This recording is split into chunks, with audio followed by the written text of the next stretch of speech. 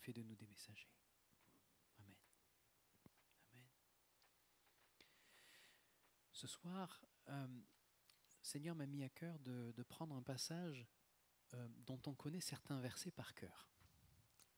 Mais on va remettre ces versets dans le contexte pour essayer de tirer toute la moelle de ces quelques versets. Je vous emmène dans Romains au chapitre 7.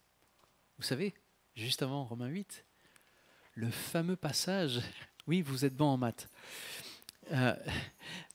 Pourquoi ? Parce que c'est le fameux passage, Romains 8, qui parle de la vie dans l'esprit. La vie qui nous est donnée par une nouvelle loi, et c'est la loi de l'esprit de vie en Jésus-Christ.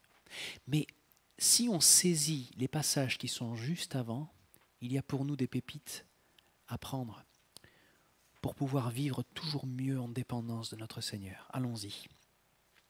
Romains 7, je vais prendre à partir du verset 7. Facile. 7, 7. Ici, comprenez que juste avant, beaucoup parlent à Paul et quelque part accusent Paul de dire « Mais tu parles que de la grâce, Paul. Qu'en est-il de la loi ? La loi est bonne, mais toi tu parles de la grâce et tu dis qu'il y a quelque chose qui est encore mieux que la loi. Est-ce que tu n'es pas contre la loi ? Est-ce que tu es en train de dire maintenant que par la grâce tout est possible ?» Et il y avait cette tension à l'époque de Paul où on pouvait mal comprendre ce qu'il disait, mal comprendre le sens des Écritures. Pierre le dit dans une de ses lettres, il dit « Beaucoup tordent le sens des Écritures comme ils le font pour la lettre de Paul et pour le reste des Écritures. » Quand Pierre dit ça, il est en train de dire que Paul et les lettres de Paul font partie du reste des Écritures. Je ne sais pas si vous savez ce que ça veut dire pour un juif, les Écritures, c'est dire la parole de Dieu. C'est-à-dire que Pierre, contemporain de Paul, est en train de dire que Paul est en train d'écrire la parole de Dieu. C'est énorme. C'est énorme. Il aurait pu dire, oui, c'est une lettre qui circule, c'est un collègue qui l'a écrite. Non. Il dit ce que Paul écrit, c'est la parole de Dieu, mais beaucoup tordent le sens de ces choses. C'est pourquoi on rentre ici, en Romains 7, 7, et Paul dit, mais que dire maintenant ? La loi se confond-elle avec le péché ? Parce qu'on me dit que la loi nous permet, on n'est plus soumis à la loi, on est soumis à la grâce. Est-ce que ça nous permet de faire n'importe quoi ? Que dire maintenant ? Alors ici c'est la Bible Louis II, j'ai la version de la Bible du Semeur. Vous allez voir, il y a quelques modifications, quelques différences qui sont intéressantes de toute manière à saisir. Que dirons-nous donc ? La loi est-elle péché ? Et là, Paul est en train de poser une question qui est une question de rhétorique. C'est-à-dire qu'il pose cette question pour dire, mais bien évidemment, non, la loi n'est pas péché, mais je vais vous expliquer pourquoi. Loin de là. Paul est en train de dire, s'il n'y avait pas eu la loi, je n'aurais pas connu le péché et je n'aurais pas su ce qu'est la convoitise si la loi n'avait pas dit « tu ne convoiteras pas ». Il n'aurait pas connu la convoitise si la loi n'eût dit « tu ne convoiteras point ». Une petite histoire à vous raconter. Avec les enfants, on aime chercher les trésors et on aime tout ce qui est ancien. Un de mes garçons aime particulièrement l'archéologie et on a fait un petit voyage en Normandie au bord des plages où il y a un endroit qui s'appelle les Vaches Noires. Je ne sais pas si vous connaissez ça, mais c'est un bord de mer où on peut trouver beaucoup de fossiles. Et donc c'est une très longue plage. On aurait pu marcher, essayer de creuser, trouver. Il y a des galets, il y a un petit peu de tout. Il y a des sédiments, beaucoup de sédiments. Et dans ces sédiments, si on creuse bien, on peut trouver des fossiles. Et moi, je trouve ça extraordinaire. Quand on est un gamin, j'étais très fier des premiers fossiles que j'ai trouvés. Donc je voulais qu'on aille ensemble et qu'on aille trouver tout ça. Et évidemment, il y a un endroit très très clair où on peut marcher, où tout le monde peut marcher, tout le monde peut trouver des fossiles. Puis un endroit, il y a marqué, surtout, ne marchez pas ici, parce que c'est dangereux. Et je me suis dit, mais c'est juste des dunes. Et je me suis dit, si à ce panneau, c'est que peu de personnes y vont. Et quand j'ai vu ce panneau, je me suis dit, mais ça, c'est intéressant. Je sais qu'il ne faut pas marcher, mais allez, je suis avec mes gamins et j'ai envie de leur offrir un bon souvenir, on va trouver des super fossiles. La loi a suscité en moi l'envie de traverser. Est-ce que je vous raconte la suite ? C'est terrible, parce qu'il s'est mis à pleuvoir énormément. On était empâtés dans les sédiments, nos pieds rentraient à ça à l'intérieur, je n'avais pas du tout prévu. Tant et si bien que mon garçon avançait, il a perdu une de ses baskets, elle est encore là-bas. Je crois qu'il y a une basket fossilisée en fait, aux vaches noires. Si vous la trouvez, elle est à nous. Tout ça pour dire que Paul a le même genre d'expérience. Vous savez, quand il y a marqué « ne touchez pas », il dit « ah, c'est intéressant, il ne faut pas toucher. Ça donne envie de toucher, n'est-ce pas ?» Et c'est comme ça, c'est la nature humaine. Regardez ce que dit Paul. Alors le péché, prenant appui sur le commandement, a suscité en moi toutes sortes de désirs mauvais. Vous voyez ?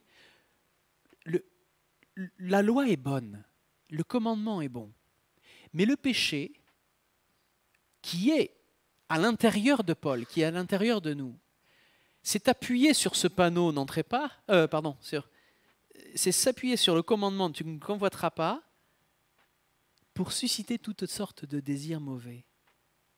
Car sans la loi, le péché est sans vie. Sans la loi, le péché n'a pas de force. Voyez ? Et c'est pour ça qu'il faut comprendre qu'en Romains 6, il en parle, et même avant, certains seront jugés, mais en connaissance de cause. C'est-à-dire, certains seront jugés, ils n'auront pas entendu parler du Seigneur ou pas correctement. Quelqu'un leur aura menti dessus ou leur a entraîné dans des choses horribles. Je pense aux gens qui ont subi des violences dans l'Église, qu'elles soient catholiques ou protestantes, peu importe. Et j'ai un oncle comme ça qui a subi énormément de violences quand il était jeune garçon. Et depuis, il haït l'Église. Aujourd'hui, le Seigneur l'a rappelé. Il a toujours voué une sorte d'animosité, de colère et de haine mélangée à l'Église, aux prêtres et à ceux qui servent. Et on peut le comprendre. Et je me dis, Seigneur, dans ta justice, comme on a empêché cet enfant de te connaître, alors que c'était le rôle de ces hommes de te faire connaître à lui, est-ce que tu vas le juger dans son ignorance ?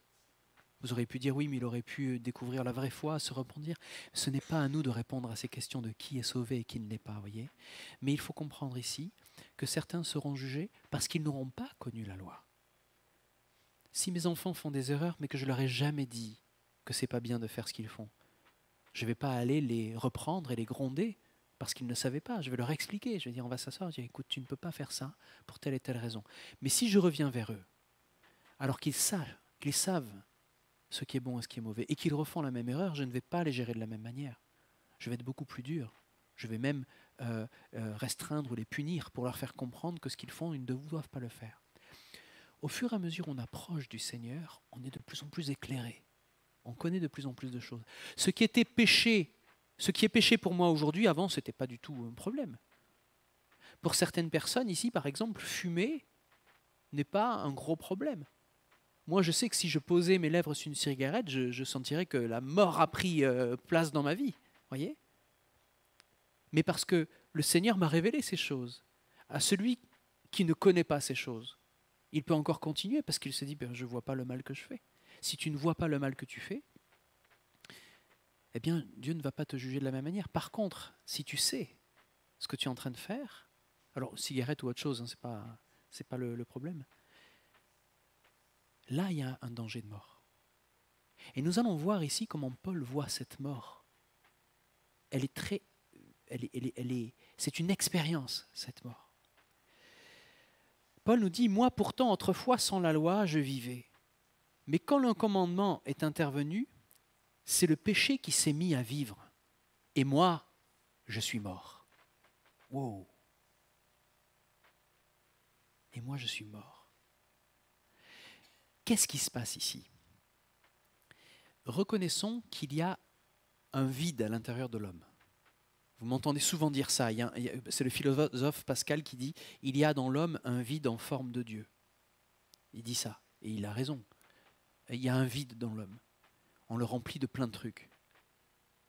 Mais quand la parole de Dieu montre quelque chose qui est mauvais pour nous, qui peut apporter la mort, et qu'on sait que jusqu'à maintenant on a rempli ce vide avec quelque chose qui est mauvais, on se dit, il y a la mort. Il y a une absence de Dieu, une absence de sa présence. Je réalise que la mort est finalement en moi. C'est le péché qui s'est mis à vivre, et moi, je suis mort. Ainsi, ce qui s'est produit pour moi, c'est que le commandement qui devait conduire à la vie m'a conduit à la mort.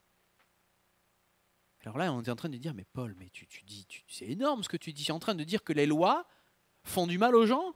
Vous comprenez pourquoi on accusait Paul? Parce qu'il jouait en fait avec il essayait d'expliquer ces choses qui sont difficiles à comprendre. Et à l'époque de Paul, tu ne vas pas dire à un juif, il y a mieux que la loi.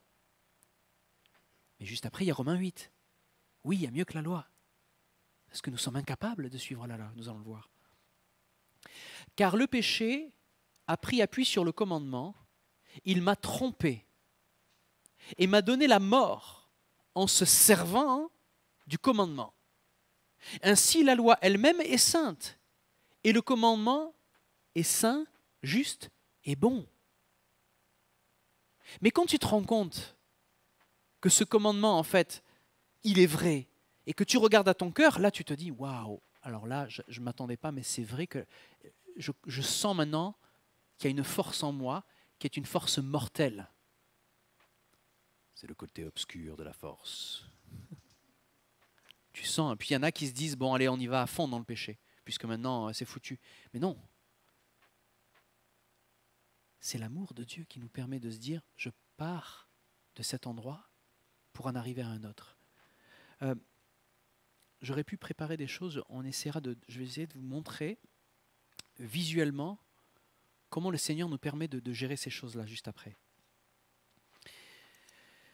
Est-il donc possible que ce qui est bon soit devenu pour moi une cause de mort? Au contraire, dit Paul, c'est le péché, en effet, il m'a donné la mort en se servant de ce qui est bon, pour manifester sa nature de péché, pour montrer son excessive perversité et pour montrer par le moyen du commandement. C'est-à-dire que le péché a une excessive perversité, c'est-à-dire une fois qu'il est en nous, il porte du fruit lui aussi. La parole porte du fruit, mais le péché en nous porte du fruit. Il s'exprime, ça devient d'abord une idée, puis ça devient une sorte de vérité, puis ça devient un acte. Vous voyez le chemin? Et là, il est en train de dire, eh bien, il se sert de ce qui est bon, au fond, pour produire quelque chose de mauvais. Nous savons que la loi a été inspirée par l'Esprit de Dieu, mais moi, je suis comme un homme livré à lui-même, vendu comme esclave au péché. Les fameux versets dont je vous parlais tout à l'heure, que nous connaissons tous et que nous aimerions plus expliquer, savoir comment Paul le fait, c'est le fameux « En effet, je ne comprends pas ce que je fais, je ne fais pas ce que je veux et c'est ce que je déteste que je fais. » Boy, pourquoi c'est toujours pareil? Comment ça se fait alors que je sais que c'est mal, je ne peux pas m'empêcher de recommencer? Pourquoi j'ai des réflexes comme ça? C'est pire, c'est plus fort que moi. Et si je fais ce que je ne veux pas, je reconnais par là que la loi est bonne, nous dit Paul. En réalité, ce n'est plus moi qui le fais, mais c'est le péché qui habite en moi. Alors regardez, ça c'est très important parce que quand on regarde au péché, on se dit mais je suis un homme mauvais, je suis nanana, et on se casse du sucre sur le dos, on se flagelle. C'est pas l'idée. Paul est en train de dire je ne suis pas le péché. Mais le péché est en moi que je le veuille ou pas. Comprenez? Ça fait pas de nous des hommes mauvais ou bons. Ça fait de nous des hommes soumis à une autorité ou à une autre. À l'autorité de Dieu ou à l'autorité naturelle de Satan sur nous. Pourquoi naturelle? Parce que dès que nous naissons sur cette terre, nous naissons pécheurs. Donc il y a une loi naturelle et cette loi, elle agit en nous et autour de nous, c'est la loi du péché. C'est pour ça que Romains 8 parle d'une nouvelle loi, la loi de l'esprit de vie. Voyez? Et nous sommes dans cette guerre spirituelle, dans cette bataille spirituelle. Car je sais, on est au verset 18, car je sais que le bien n'habite pas en moi, c'est-à-dire dans ce que je suis par nature. Voyez? Le bien, ce n'est pas quelque chose qui habite en nous. Ce qui habite en nous, c'est une personne.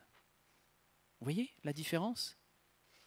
Une personne, c'est quelqu'un avec qui on a une relation. Vous voyez la dépendance? Car je sais que le bien n'habite pas en moi, c'est-à-dire dans ce que je suis par nature. Vouloir le bien est à ma portée, mais non l'accomplir. Je ne fais pas le bien que je veux, mais le mal que je ne veux pas, je le commets. Vouloir le bien est à ma portée. Dans ta tête, tu sais ce qui est bon. Et dans ta tête, quand il s'agit de passer à l'acte, ça suit rarement la tête. Tu sais que tu dois parler avec respect à ton époux. Tu sais que tu dois aimer ta femme et lui montrer combien tu l'aimes. Tu sais que tu dois respecter tes parents. Tu sais que tu dois donner le meilleur de toi-même quand tu es devant une situation où tu dois travailler. Donc là, tu le sais. Mais dans les faits, qu'est-ce qui se passe? Tu luttes, tu galères, tu travailles, tu te dis mais pourquoi c'est si difficile? Ce que je veux faire, je n'y arrive pas. Vouloir le bien est à ma portée, mais non l'accomplir. Je ne fais pas le bien que je veux, mais le mal que je ne veux pas, je le commets. Si donc je fais ce que je ne veux pas, ce n'est plus moi qui le fais, mais le péché qui habite en moi. Qui c'est qui fait ces choses-là? C'est pas moi, c'est le péché qui habite en moi. Donc détache-toi de ton péché. Tu n'es pas ton péché. Ne pense pas qu'il t'appartient autant qu'il fait partie de toi, que tu doives le traiter comme quelque chose qui t'appartient. Tu n'es pas ton péché. Tu as été créé pour être le réceptacle de l'Esprit de Dieu. Tu as été créé pour ne pas vivre selon l'esprit de la chair, mais selon l'esprit de vie. Donc je vais essayer de... Je ne sais pas si je peux utiliser ce qui est là, parce que on pense que... En fait, écoutez les amis, dans les églises catholiques, on ne peut pas faire ça, mais nous, on peut, d'accord? Parce que ces choses-là, c'est du plastique, c'est pas sacré, d'accord? Donc je vais pouvoir l'utiliser, je vais le mettre là autour, ok? On est d'accord? Je vais vous montrer. Il y a des choses que je peux faire parce qu'elles sont à ma portée, ok? Voilà. Tout ce qui est à ma portée, c'est de faire le mal. Mais il y a des choses particulièrement merveilleuses que le Seigneur a mis ici. Il les a mis là. Il les a mises... Allez, on va les mettre là. Regardez ça. Naturellement, ce qui est à ma portée, c'est là. Le bien aussi est à ma portée. Mais là, je peux toucher ça sans effort. J'ai juste à me baisser et je le prends. Ça, c'est la réalité. Que vous soyez en Christ ou pas, c'est la réalité. C'est juste là. Et sans même faire exprès, vous allez vous servir ces choses-là. J'étais dans un mariage hier soir, et il y avait un couple à côté qui me disait, mais c'est un jeune couple chrétien, il vient juste de se faire marier, elle est chrétienne depuis très longtemps, et il me dit, mais il y a quand même, Cyril, je ne comprends pas, comment on peut connaître quelqu'un assez avant de se mettre en couple? Je dis, la question ne se pose même pas, tu ne connaîtras jamais assez ta femme. Parce que si tu vis ta vie normalement et que tu fais ta vie sans assez communiquer avec elle, dans 10 ans, tu vas te réveiller à côté d'une inconnue. Parce que tu ne vas même pas savoir, elle va changer, tu vas changer, les choses de la vie vont faire que vous allez évoluer, et tu peux très bien te lever un matin sans connaître la personne avec qui tu es, plus du tout, parce que tu n'as pas fait ce qu'il fallait, tu n'as pas travaillé dessus. Donc connaître une personne assez, ça n'est pas un concept à prendre en considération quand tu t'engages. Et je lui ai dit, et ça m'est tombé dessus, et en plus c'est beau, ils ont 25, 26 ans, ils sont beaux comme des cœurs. Je regarde les rides quand je regarde maintenant, et je me voyais dans eux, et je lui ai dit, vous êtes deux belles roses. Vous êtes comme deux belles roses, et vous avez évidemment des épines. Et vous allez vous frotter, beaucoup, vous frotter, parce que c'est normal, vous êtes ensemble. Et sans même le vouloir, vous allez vous piquer, vous allez vous tailler, parce que vous êtes fait comme ça. Ce qui est à notre portée, on s'en sert sans s'en rendre compte. C'est là. Ce que le Seigneur désire, c'est de dire, fais-moi confiance et prends ma main, parce que là où tu veux aller, c'est par l'Esprit que tu vas y aller. Et à chaque fois qu'on va agir, c'est par l'Esprit qu'on peut atteindre ces choses. À chaque fois qu'on prie, on va se saisir des choses qui sont plus loin. Vous savez pourquoi? Parce que par notre propre capacité, on ne peut que atteindre ça. L'Esprit de vie nous permet d'aller ici, de dépasser cette réalité-là, pour vivre ça. Et chaque jour, j'ai le choix. Chaque jour, j'ai le choix de me dire, je me repose sur ce que je sais. Je vais faire comme ça. J'arrive à toucher. Mais ce que le Seigneur veut, c'est que je me mette à genoux. Et dans la prière, j'atteigne ces choses-là. Vous comprenez? La différence, c'est que cette loi de l'esprit de vie nécessite une dépendance qui nous fait marcher par l'esprit. Si on devait marcher juste par l'intellect, on a juste à se baisser. Si on devait marcher juste par nos forces, par ce qu'on sait faire naturellement, ce serait simple. On n'aurait même pas besoin de Dieu. Voyez? Je vais laisser ça là. Donc, continuons et finissons ce texte. Vouloir le bien est à ma portée, mais non l'accomplir. Je ne fais pas le bien que je veux, mais le mal que je ne veux pas, je le commets. Si donc je fais ce que je ne veux pas, ce n'est plus moi qui le fais, mais le péché qui habite en moi. Lorsque je veux faire le bien, je découvre cette loi. C'est le mal qui est à ma portée dans mon être intérieur. Je prends plaisir à la loi de Dieu, mais je vois bien qu'une autre loi est à l'œuvre dans tout mon être. Une autre loi est à l'œuvre dans tout mon être. Elle combat la loi qu'approuve ma raison et elle fait de moi le prisonnier de la loi du péché. La loi du péché qui agit dans mes membres. Malheureux que je suis, qui me délivrera de ce corps voué à la mort? Dieu soit loué, c'est par Jésus-Christ notre Seigneur. En résumé, moi-même, je suis par la raison au service de la loi de Dieu, mais je suis dans ce que je vis concrètement, esclave de la loi du péché. Concrètement, nous sommes esclaves de la loi du péché. Mais il y a une nouvelle loi en dépendance de Dieu, en dépendance de la personne qui est bonne et qui habite, qui désire habiter en nous. Et cette dépendance, c'est pour ça qu'on a chanté tout à l'heure, hein, j'ai soif de ta présence, chaque jour à chaque heure, où j'ai besoin de toi, viens Jésus et demeure auprès de moi. C'est parce que le Seigneur ne nous a pas créés pour que nous fonctionnions sans lui. Et en effet, cette loi que Paul expérience, on va dire oui, mais ça c'était avant peut-être qu'il soit chrétien. Souvent on se dit, oui, mais alors Paul il ne pêche plus quand même. Et si vous parlez avec Paul, c'est comme si vous parlez avec un ami, il va vous dire, mais bien sûr que le péché habite toujours en moi. Et c'est toujours un effort de m'extirper de cette nature pécheresse pour atteindre ce que le Seigneur a pour moi. Dieu nous a réellement créés pour que nous puissions avancer dans la foi, agir grâce à lui, pour dire, tout ça, c'est son œuvre. Tout ce que je fais à l'extérieur de mes capacités naturelles, c'est son œuvre. Ces choses-là lui appartiennent. Et quand tu es fils de Dieu, tu peux te déplacer dans toutes ces choses parce que tu le fais en tenant la main du Père. Moi, j'ai besoin de la main du Père pour pouvoir faire ces choses-là.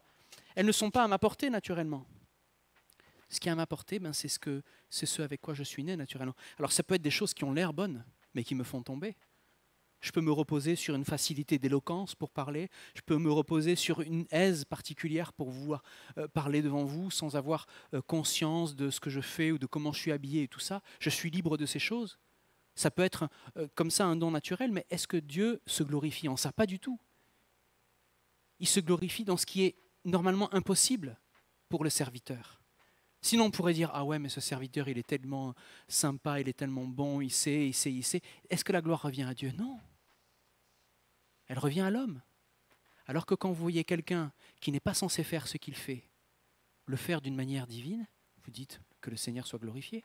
Paul, qui vient annoncer la parole aux païens alors que lui c'était un juif de chez juif et qui tuait des chrétiens, là vous vous dites mais que Dieu soit glorifié. Moïse, qui était bègue ou qui ne savait pas s'exprimer et qui a même refusé l'appel de Dieu, Dieu s'est glorifié à travers lui. Une fois de plus, repousse les impossibilités dans ta tête en te disant « je ne suis pas digne, je ne suis pas capable ». On s'en fout. Oui, tu n'es pas digne, oui, tu n'es pas capable. Et gloire à Dieu que tu ne le sois pas. Parce que c'est par la foi qu'il va t'utiliser pour que tu sortes de ta zone naturelle pour agir par l'esprit de vie. Voyez? Vous comprenez la dynamique? Vous n'êtes pas à vivre comme vous n'êtes pas appelé à vivre comme la plupart des êtres humains, juste parce que vous voyez ou ce que ressentez ou ce que vous pouvez mesurer. Vous êtes appelés à vivre selon ce que la parole dit de vous et sur ce qu'elle exprime. Donc quand vous commencez à lire ces versets, vous pouvez vous reconnaître. Il n'y a pas de super chrétien. Vous pouvez vous dire, oui c'est vrai, je fais ce que j'aime pas et ce que je veux faire, je n'arrive pas à le faire. Et qui me délivrera? Eh bien c'est chaque jour à chaque heure. dès le lever. Oh Seigneur, j'ai besoin de toi. Oh là là. Seigneur, encore aujourd'hui, j'ai besoin de toi. Ne serait-ce que pour aller vers la cuisine, me faire un café. J'ai envie de rester au lit. J'ai besoin de toi. Mais regardez ça. On parlera après, mon grand. On parlera après, mon grand. D'accord? On parlera après. On n'est pas dans une discussion là pour l'instant. Je finis mon show. Je ferai une petite truc de claquette après. L'important, c'est que vous compreniez que sans le Seigneur, chaque jour à chaque heure, on n'est pas appelé à faire ça. Ça ne fonctionne pas. C'est tout. Donc concrètement, à quoi ça ressemble? Quand lui, il souffre ici et qu'il se dit, mais qui va me délivrer? Il nous donne la clé. Cette clé, c'est juste dans Romains 8. Ça vaut le coup de l'apprendre, Romains 8, même par cœur, méditez là-dessus. Maintenant donc, il n'y a plus de condamnation. On enlève la culpabilité, on enlève un poids de honte, on enlève ce qui nous semble être impossible, la justification personnelle, et on sait qu'il n'y a plus de condamnation pour ceux qui sont unis à Jésus-Christ. Est-ce que vous avez fait un effort pour être unis à Jésus-Christ? Est-ce que vous avez fait un petit effort pour être unis à Jésus-Christ? Non. C'est lui qui a fait la distance, c'est lui qui est descendu du trône de gloire, c'est lui qui est venu vivre parmi nous et souffrir. Il n'y a pas d'effort pour être unis à lui. C'est lui qui est venu nous voir dans notre péché et qui nous a tendu la main comme il a sorti Pierre de la mer quand il était englouti. Pareil. Donc vous êtes unis à Jésus-Christ parce que vous avez mis votre confiance dans le Dieu vivant, celui qui a sauvé votre âme. Il n'y a plus de condamnation sur vous.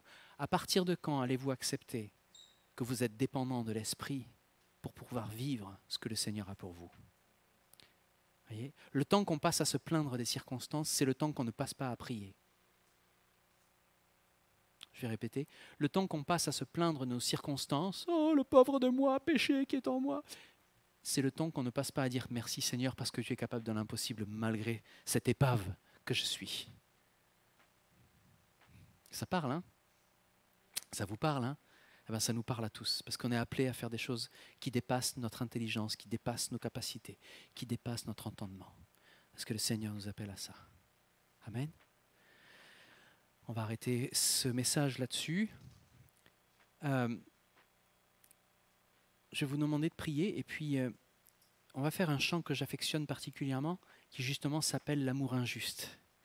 Et on va méditer sur le fait que cet amour dont Dieu nous a aimés,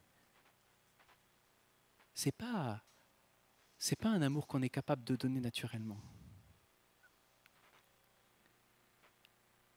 Je vous invite à prier.